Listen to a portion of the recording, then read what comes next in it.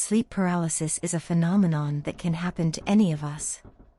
But what if you encounter something unusual and frightening during this condition? Today we're going to tell you 3 horror stories about sleep paralysis that will make you wonder what might be lurking in the darkness of your bedroom. Are you ready to hear them? Then let's get started. Anna often suffered from sleep paralysis, but every time it happened, she had the feeling that someone was watching her. Eventually, she began to see a woman in a white dress standing in her room every time she fell into a state of sleep paralysis. The woman just stood there looking at Anna, but her presence was intimidating.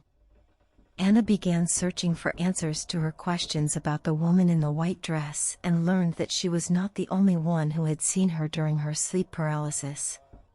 She began to think that maybe it was the spirit of a dead woman looking for a way out of her world and finding a way through the sleep paralysis. Every time Anna fell into this trap, she feared that the woman in the white dress would visit her again.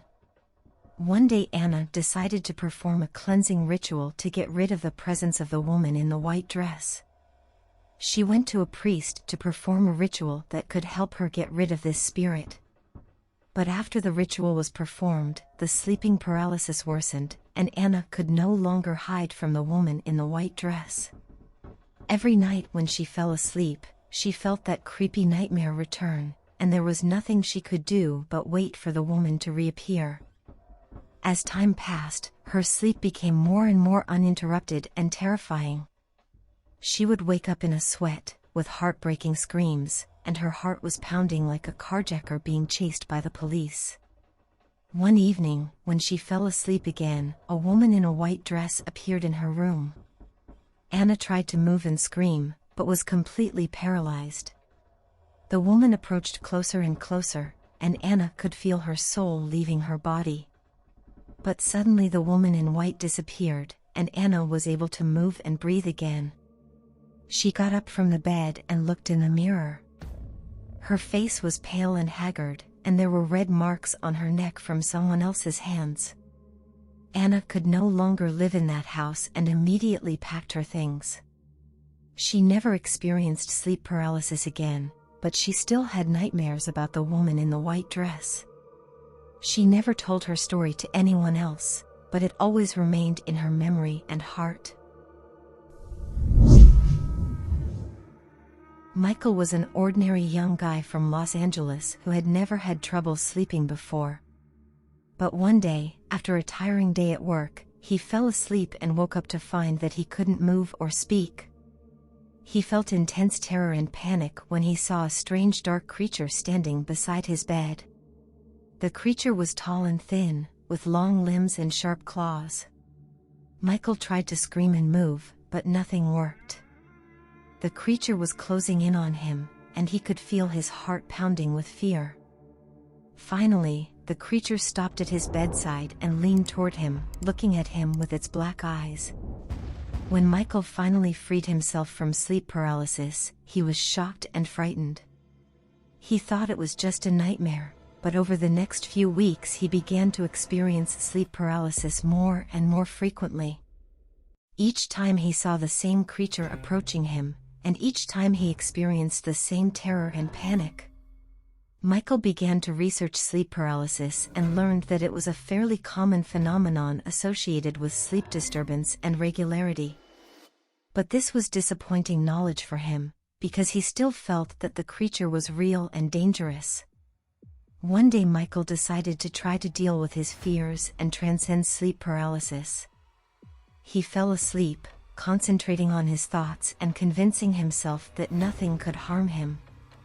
And, amazingly, he woke up without the sleep paralysis and without the vision of the dark creature. Since then, Michael has continued to overcome his fear of sleep, trying not to think about what might happen to him during the paralysis. But one night, after another sleepless night, he noticed strange marks on his body. Michael couldn't explain where they were coming from and began to fear that his body was being exposed to some unexplained influence while he slept. He decided to see a specialist and made an appointment with a somnologist. After Michael's examination, the doctor gave him the devastating news: there were traces of burns and scratches on his body, which could be the result of alien influences. The somnologist warned Michael that such cases, though rare, occur, and in such situations it is important not to panic or fight back. But Michael could not calm down. He began to think that someone or something was actually breaking into his room every night, and he could no longer protect himself from it.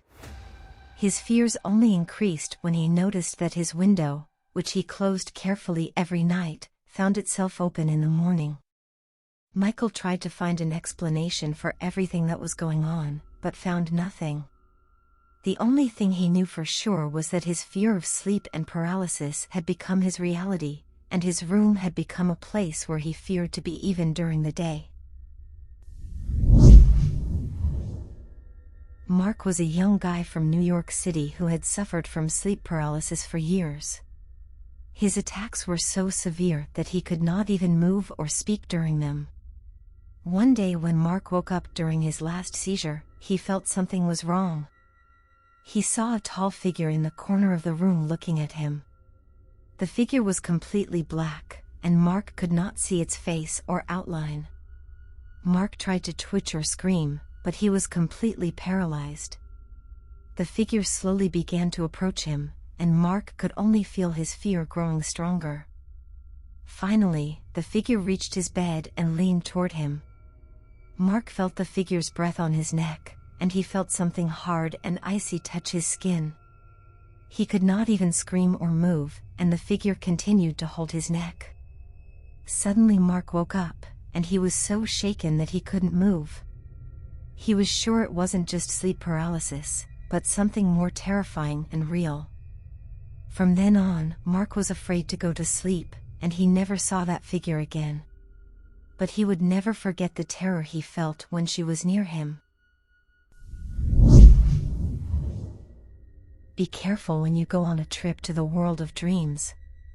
There may be dark and terrible forces waiting for you, ready to use your subconscious mind for their own dark purposes. We hope that these stories have helped you to understand how dangerous sleep paralysis is and how important it is to take care of your dreams.